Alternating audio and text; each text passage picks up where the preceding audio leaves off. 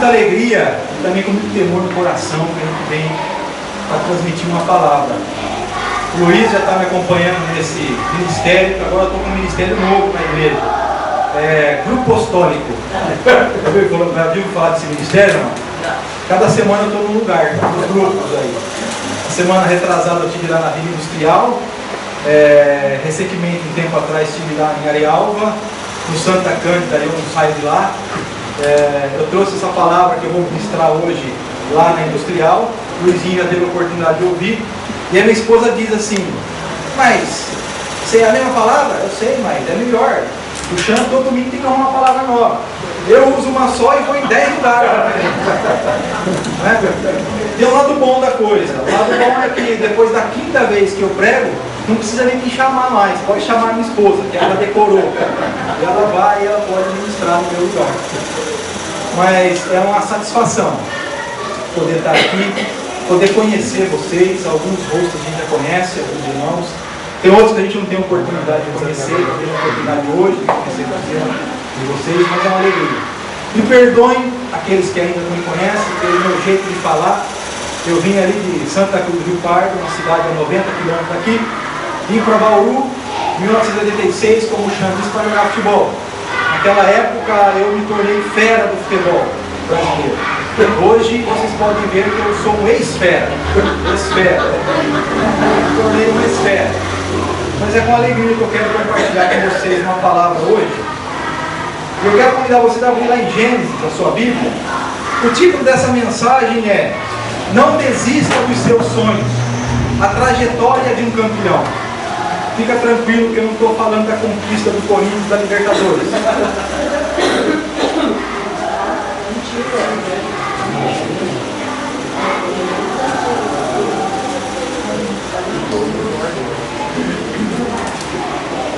Na verdade, para a gente poder compartilhar essa palavra hoje, nós teríamos que ler o capítulo 37 de Gênesis até o capítulo 50. Mas como o nosso tempo é escasso, nós não vamos ler tudo, com certeza. Recentemente nós tivemos na chácara o nosso encontro ali. Vocês se lembram qual foi o tema? Nós somos o quê? Mais que vencedores. Mais que vencedores. Vocês se lembram ainda que o pregador de vocês trouxe lá? Não? O que o Xan falou? Salomão. Falou de Salomão, legal. Quem mais? Falou do apóstolo Paulo. Paulo como o lado positivo, né? E Salomão como o lado negativo. Eu vou falar uma coisa para vocês. O Xan falou que Paulo é o herói dele. Eu acho que não é muito não, senão ele torceria para o São Paulo. Ele torce para o Palmeiras. Tem que torcer para o São Paulo, né? Mas eu gostaria de falar de um cara que não foi mencionado lá na chácara, e que para mim é um verdadeiro campeão, e que todas as vezes que eu leio esse texto, eu choro.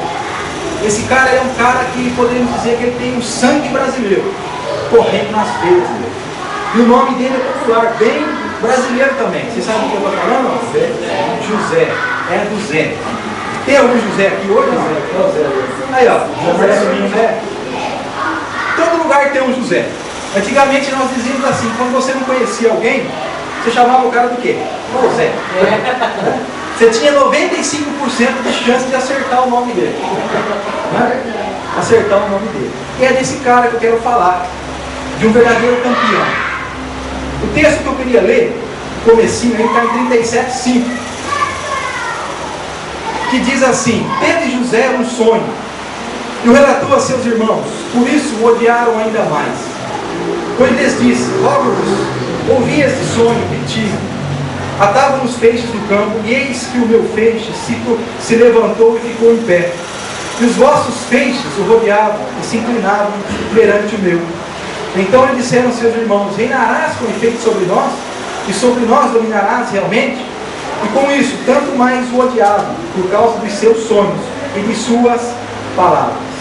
Até aí, José, ele era um sonhador. E aqui nesse texto diz que ele teve um sonho. E devido a esse sonho, seus irmãos passaram a odiar ele mais ainda. Só que tem um detalhe, que entre sonhar e a realização e a concretização daquele sonho, teve um caminho longo.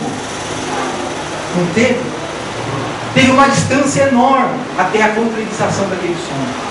José era um jovem, apenas 17 anos, um adolescente. Até quando ele teve esse sonho, ele nem sabia o que significava aquilo. Um sonho em que os seus pais, os seus irmãos se inclinavam diante dele. Eu fico imaginando o que passava pela cabeça daquele jovem, desse menino, José, que era odiado pelos seus irmãos. José, em hebraico, significa Yosef, ou Yosef, o que é? Eu não sei, só sei que está escrito assim. O significado significa Deus adiciona filhos. José era o primeiro filho de Raquel, e o preferido do pai Jacó. Depois de ser vendido pelos irmãos, ele foi injustamente acusado. E posteriormente, ele foi elevado ao posto de governador do Egito. E se tornou um instrumento nas mãos de Deus para a preservação da vida do seu povo. Foi um instrumento. Agora eu queria dizer uma coisa para você. José era um campeão. Nós vamos ver por quê. Deus, quando nos chama e nos escolhe, Ele não escolhe qualquer pessoa. Ele escolhe os verdadeiros campeões. Talvez eu não tenha prosseguido a carreira que eu queria. Não atingi, não alcancei aquele ponto que eu gostaria. Aí você me pergunta, então você se considera um cara fracassado? Não. Porque hoje eu entendo o caminho e a trajetória que Deus tinha reservado para mim. Feliz é aquele que tem esse entendimento. Muitas vezes, quando algo nos acontece, nós não entendemos no começo. Mas lá na frente nós vamos compreender o porquê das coisas, o para quê das coisas. José morreu aos 110 anos e foi embalsamado, como era o costume dos egípcios. Ele teve 2 filhos, Efraim e Manassés. Mas a trajetória desse cara não foi fácil. Não foi nada fácil. Para nós termos ideia, ele saiu da casa do pai dele e foi para a cisterna. Da cisterna, ele foi vendido ao mercado de escravos, foi para o mercado de escravos. Do mercado de escravos, ele se tornou servo na casa de Potifar. Do escravo livre, se tornou escravo e prisioneiro. E de escravo a prisioneiro, chegou ao posto de governador. E depois de governador, um instrumento de bênção na mão de Deus. Mas o que nós podemos aprender com a vida desse cara? É lógico que se você ler esse texto, nós vamos aprender muitas coisas. Mas eu gostaria de compartilhar somente algumas coisas. E a primeira dela é a seguinte. Guarda bem isso. Não existe terreno estéril quando é Deus quem planta. Amém. Olha só. Não existe terreno estéril quando é Deus quem planta. José ele foi plantado na casa de Potifar. Ele foi plantado no cárcere e ele foi plantado no palácio. Gênesis 39, 2.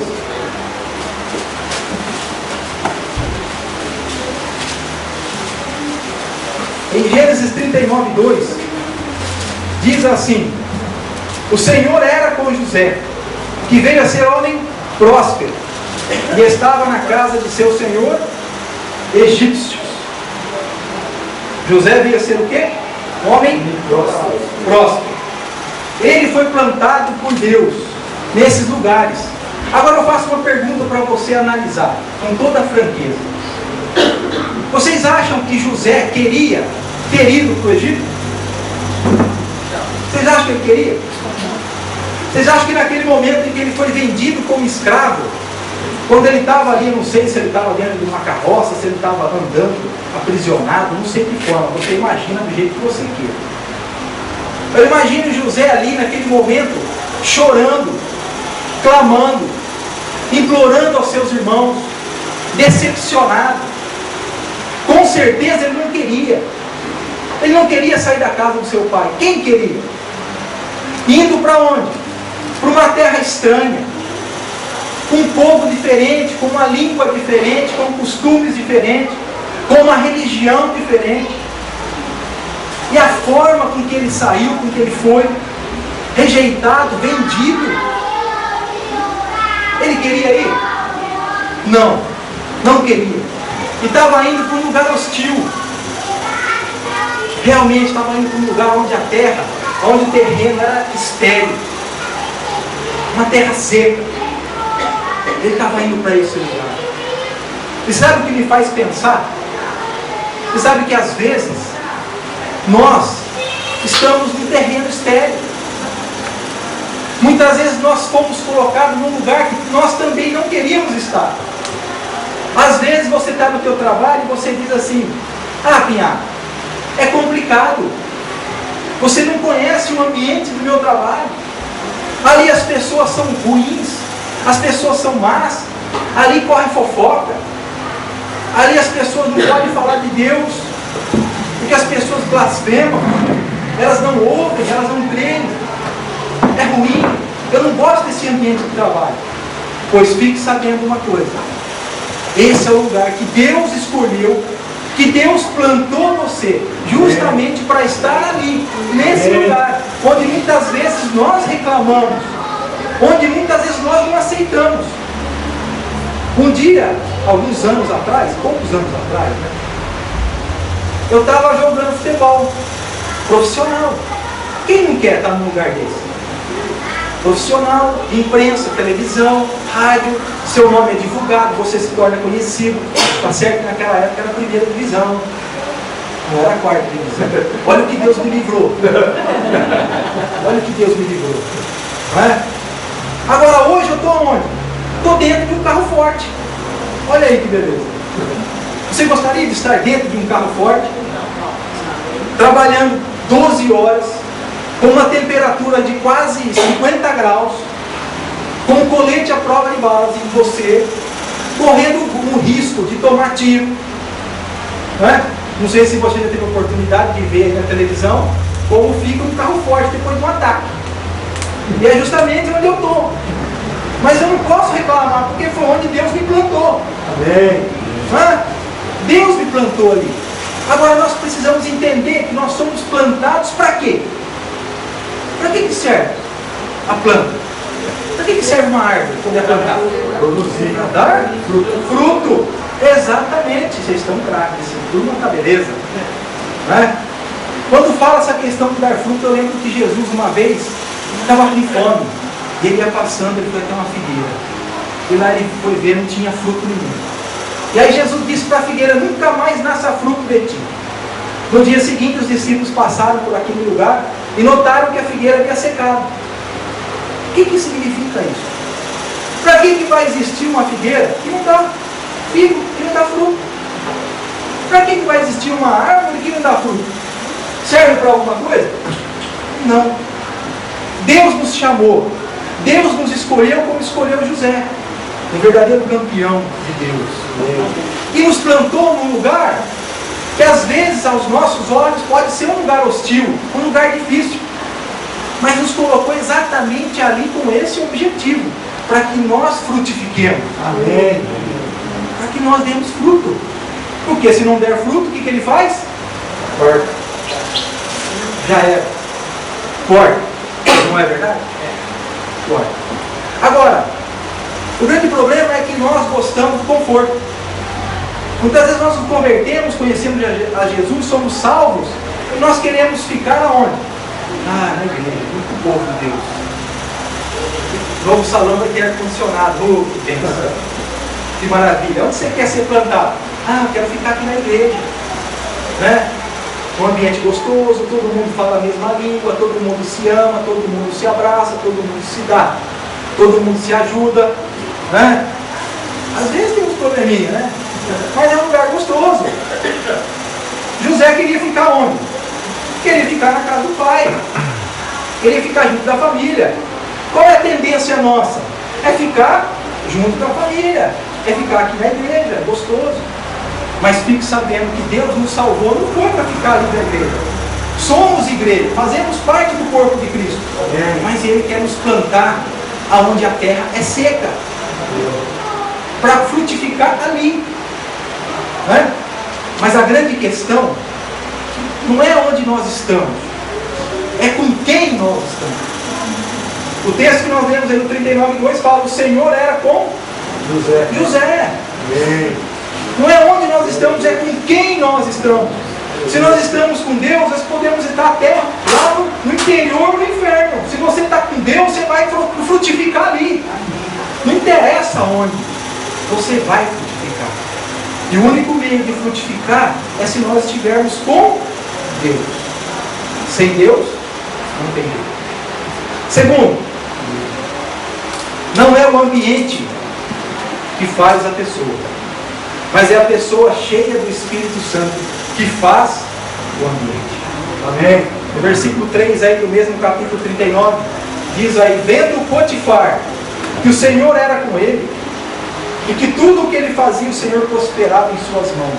Vendo Potifar. Potifar viu as atitudes, viu as virtudes de José.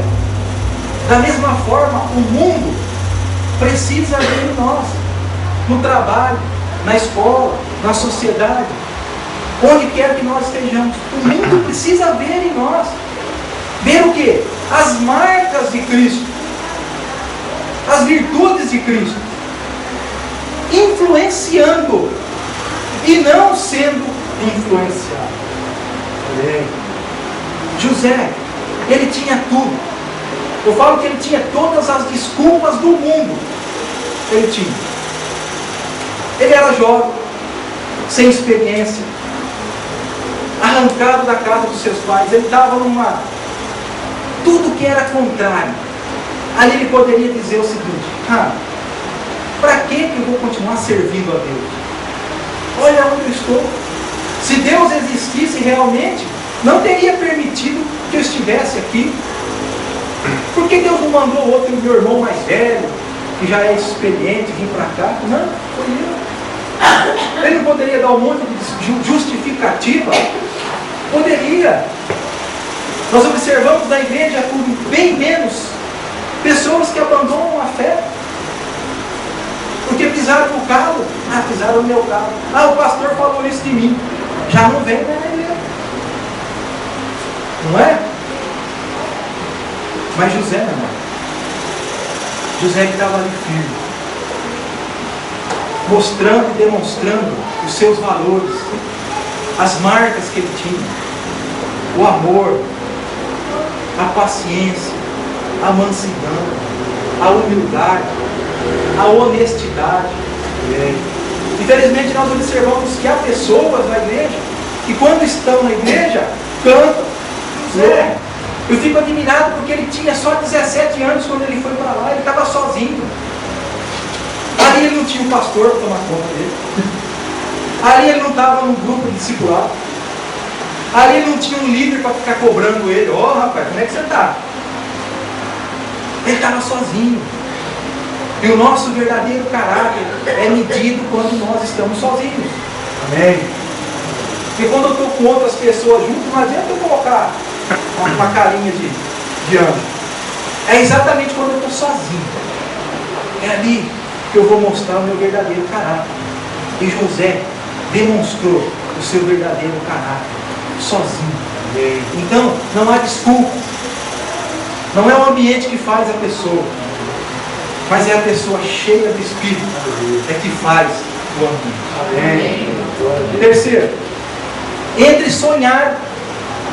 o sonho que José teve e até a sua concretização, existem caminhos de provas onde etapas não podem ser queimadas. Caminhos de provas. Será que José passou por bastante prova? Ele passou pela prova da perseguição dentro da própria casa. Ele passou pelo caminho da traição em família, foi tratado como objeto. Ele passou pelo caminho da tentação. No melhor momento dele na casa de Potifar, ele enfrentou a mais perigosa armadilha do diabo. Ele passou pelo caminho da calúnia. Foi acusado por algo que não havia feito. Ele passou pelo caminho do esquecimento. Quando o copeiro do rei esqueceu dele na prisão. Então, meus irmãos, os nossos caminhos de prova que nós temos que passar nessa trajetória da nossa vida espiritual aqui na terra, fique ciente disso, que você vai passar por provas. O que eu tenho que passar é diferente do que o Chão tem que passar. O que não pode é nós querermos pular essas etapas. Né? Tudo que aconteceu na vida de José foi necessário. Se o pai de José não tivesse mandado ele até os irmãos dele, ele não teria sido lançado na cisterna. Se ele não estivesse lá, ele não teria sido vendido. Se ele não tivesse sido vendido, ele não chegaria na casa de Potifar, e por consequência a prisão, e em seguida no palácio. E se não tivesse tornado governador, não seria um instrumento para libertar o seu povo, para salvar o seu povo. Cada etapa foi necessária na vida dele. Às vezes na igreja nós queremos pular as etapas. Nós não queremos provas. Nós queremos já começar assim, ó. Me converti, já quero chegar lá. Né? Nós queremos entrar na faculdade sem passar pelo vestibular. Queremos já entrar para a faculdade e já pegar o diploma na mão. Não queremos passar pelas provas. Né? Eu vejo aí as minhas filhas, né? As duas estão na Unesp. E eu sempre joguei claro com elas. Eu assim, porque é o seguinte, seu pai não tem condição não, eu nasci em berço de ouro. Então é o seguinte, vocês querem fazer faculdade? Nós queremos, pai. Então é o seguinte, mergulha no livro, estuda e vocês vão entrar na Unesp. É a Unesp. Já tem duas na Unesp. Amém. Falta uma. Essa caçula eu perguntei para ela, e você, filha, o que você quer fazer? Eu quero trabalhar no McDonald's.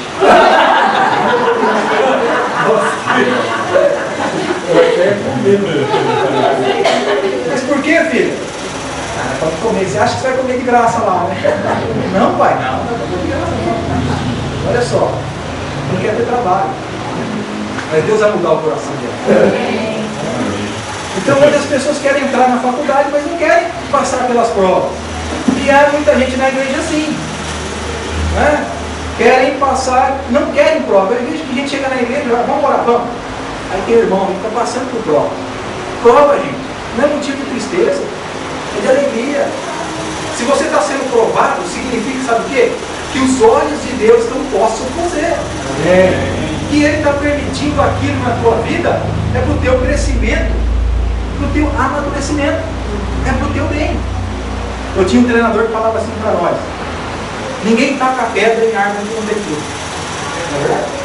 Já viu alguém tacando pedra onde não tem fruto? Não tem. Então, se Deus nos permite passar por provas, é porque Ele quer nos aperfeiçoar. Ele nos ama. Se começar a ficar meio sem prova, você fica meio preocupado. Deus está meio esquisito. Não é? Mas lembre-se disso. Temos que passar por essas provas, são necessárias. Amém? Amém. Agora, estou virando. Só umas 15. Só uma folha. Como dar fruto onde Deus plantar? Como influenciar e não ser influenciado? Como passar por caminhos de prova sem queimar etapas? Como? Primeiro, agora é jogo rápido. Vai esquentando o lanche. Primeira coisa, determinação e persistência. José, em momento algum ele desistiu. Isso é marca dos verdadeiros campeões. Todas as pessoas na Bíblia que você pesquisar, uma das qualidades dela era a perseverança, era a persistência, era a determinação. Então não desista. Você está passando por dificuldade? Insista, persevere, fique firme. Deus se agrada daquele que realmente tem determinação. Deus não chama aqueles que não têm. E você foi chamado, você tem. Muita gente não está mais aqui hoje. Talvez você até conheça alguém que não está mais aqui. Sabe o que faltou? Faltou isso. Determinação, faltou persistência. Segundo, viva acima da mediocridade. Não aceite ser nivelado por baixo. José, por onde chegou, por onde ele passou, ele alcançou um posto de excelência. Ele estava na casa de Potifar, Entre os escravos, ele era o chefe dos escravos. Quando ele foi para a prisão, entre os presos, ele ganhou a confiança do carcereiro, o chefe se tornou aquele que tomava conta dos outros. Quando ele foi para o palácio, ele só se tornou o vice-governador do poder. Só. Então, ó, não aceite ser nivelado por baixo. Não podemos ser um crente medíocre. O que é isso? É você sair da rotina. É você não se conformar com a tua vida. É você não querer crescer, ser maior do que os outros. Eu quero para querer se aparecer. Não é isso. É você olhar para dentro de você mesmo e pensar assim: eu posso dar mais para Deus. Eu não estou satisfeito com essa vida. Vou na igreja sempre, ouço, saio, vou para casa, canto, volto, e aí o que está produzindo? Temos que chacoalhar a nossa vida espiritual. Não temos que ficar satisfeitos com o negócio do jeito que está. Para Deus nós temos que dar o melhor. Amém. Lembre-se, nós somos campeão de Deus. Cada um de nós somos vencedores. Terceiro, viva de tal forma que seus caluniadores e críticos passem por mentirosos. Amém. Viva de tal forma que seus caluniadores e críticos passem por mentirosos. Potifar não acreditou na história da mulher dele. Por quê? Porque se ele tivesse acreditado, ele não teria ido para a prisão. Ele teria ido para a forca, ou sei lá eu como. Porque esse era o costume daquela época. Ele seria morto. Potifar mandou José para a prisão para manter a aparência pública dele, porque ele era um comandante. Assim nós temos que viver. Que o nosso testemunho, que a nossa vida possam calar aqueles que muitas vezes nos julgam, nos criticam. Não temos que nos defender. Eu lembro uma vez que vieram falar para mim, é fofoca, lá na empresa. Estão falando de você aí. Falando o quê? Falaram isso, que você se esconde atrás da Bíblia. Sabe o crente sem vergonha? Olha isso. Nossa, aquilo subiu o sangue, veio, aquilo ferveu. E chegou aqui. Bateu aqui. Naquele momento que eu pensei, vou tentar descobrir quem é. Porque o sujeito falou o que aconteceu, mas não falou quem era. Lá os caras falam assim, a gente conta o milagre, mas não conta o santo. O fofoqueiro é assim, né? Conta o milagre, mas não conta o santo. Eu queria saber quem é o santo. Eu quero saber quem é o santo. Aí fui atrás, pesquisei, cheguei no levantei quem era. Mas e aí? Diante da informação de quem havia me caluniado, aí o Espírito Santo falou para mim assim: viu? Mas você está preocupado com o quê? Você fez essas coisas? Eu falei, não. Então o que você vai atrás? Eu falei, olha, Jesus, ele foi acusado. Ele foi acusado de expulsar demônio, pelo poder dos demônios. Jesus foi caluniado. Só andava com os pecadores, não saía da casa dos pecadores, comendo com os pecadores. Jesus foi acusado, porque ele foi chamado de beberrão. Não foi? E agora você só foi falando isso. Você quer se vingar? Para com isso. Aí eu falei, Senhor, obrigado. O que eu fiz? Nada. Não tem que provar nada. Eu peguei nas mãos de Deus. Sabe o que aconteceu? Essas pessoas não sabem até hoje que eu sei.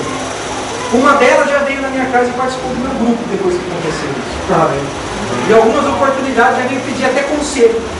Daquela mesma pessoa que falava que era um crente sem vergonha e escondia atrás da vida. A mulher de Potifar deveria ser uma mulher linda. Porque o comandante daquela época tinha o direito de escolher a mulher que queria. Pensa numa mulher linda. Mas pensa aí. Pensa. Agora você multiplica por 10. Multiplicou? Você pensou na tua mulher, não? Agora eu te peguei. Teve uns aí que eu acho que pensou. Teve uns aí que eu estou pensando nas paniquetes. Não sei não. Mas olha, imagina só um menino, 17 anos, longe da casa dos pais, longe da igreja, longe do pastor, longe do líder, ninguém vendo, longe do patrão.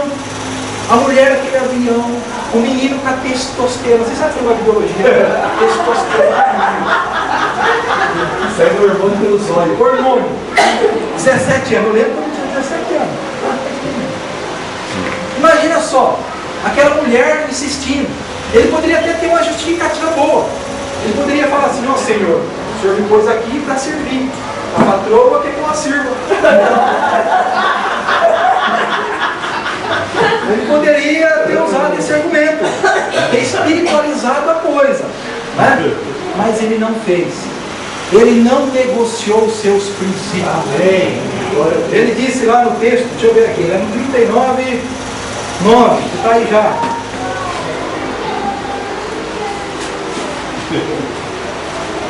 No 7, vamos ver o 7 lá. Aconteceu depois destas coisas que a mulher do seu senhor pôs os olhos em José. Ele disse: deita-te comigo.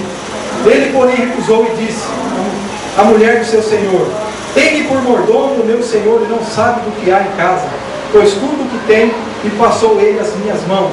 Ele não é maior do que eu nesta casa e nenhuma coisa me vedou, senão a ti, porque é sua mulher. Observe, como, pois, cometeria eu tamanha maldade e pecaria contra Deus? Amém. O que é isso? Princípio. Princípio no coração dele. E aí, nessa hora eu tiro o chapéu para o pai desse menino.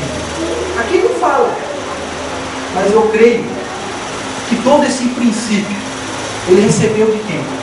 Recebeu do pai dele. A idade que ele tinha, mesmo estando longe, ele estava lá. O princípio de Deus estava no coração dele. E assim temos que ser, irmãos. Não podemos negociar princípio. Somos de Deus. Temos que ser de Deus em todo e qualquer lugar. Em toda e qualquer circunstância. Temos que honrar a Deus. Temos que temer a Deus.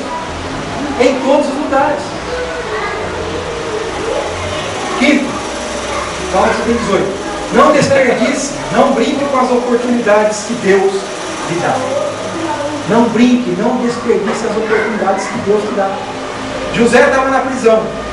Quando o copeiro do rei foi sair, ele falou: vem cá, ó, quando você estiver lá, lembra-te de mim. Oportunidade. Quando o governador, quando o faraó ofereceu para ele um alto cargo, ele o pegou. Não foi? Aí você poderia dizer para mim assim: eu também pegaria. Será? Será que você pegaria? Olha só, José não tinha nenhuma experiência administrativa. De governo, não tinha nada. Imagina a responsabilidade de ser o segundo no governo de um país que você não conhece. Não é? Aí você diz: eu pegaria sim essa responsabilidade. Será? Hoje na igreja está surgindo chance para você ser líder, você não quer? Hoje aparece a oportunidade de você liderar um grupo de discipulado, um grupo de evangelismo. Não, é muita responsabilidade. Imagina o governador. E às vezes a oportunidade que Deus está te dando. Para você ser um líder, para você ser um evangelista, para você ter um ministério. Deus está te dando. Não faça como José. Não perca a oportunidade. Agarre. E último, mantenha o coração protegido com a graça do perdão. José, ele tinha todos os motivos e razões do mundo para odiar os seus irmãos. Não tinha? No entanto, ele foi para o Egito e não levou uma sacola nas costas com rancor, com ódio, com mágoa, com ressentimento. Ele não levou essas coisas. Ele não levou nada disso. E nós vemos muita gente na igreja que, por consequência de coisas do passado, fica carregando isso. Rancor do pai e da mãe, ou de alguém, do irmão, ou de algum amigo, de algum colega, de algum patrão. Fica carregando mágoa. Essa pessoa não perdoa. Olha o que essa pessoa me fez. Você quer pior do que ser vendido pelos seus irmãos? Como escravo? Eu não sei que alguém possa ter feito para você, mas eu não acho que seja pior do que isso. Não é? Mantenha o coração protegido com a graça do perdão. Preparado para as provas. Não fuja delas. Assim como José, Deus está com você. Amém. Você é um instrumento de Deus para a preservação da vida de outras pessoas. E lá, na vida industrial, quando eu preguei, eu usei o exemplo desse moço que está filmando aqui. Esse rapaz chamado Luiz. Por quê? Porque um dia ele foi um instrumento levantado e usado por Deus para continuar vivendo escravo do rancor e do ódio. Agora lembre-se, entre sonhar e a realização dos sonhos existem caminhos a percorrer. Que esses caminhos sejam guiados por nosso Senhor Jesus.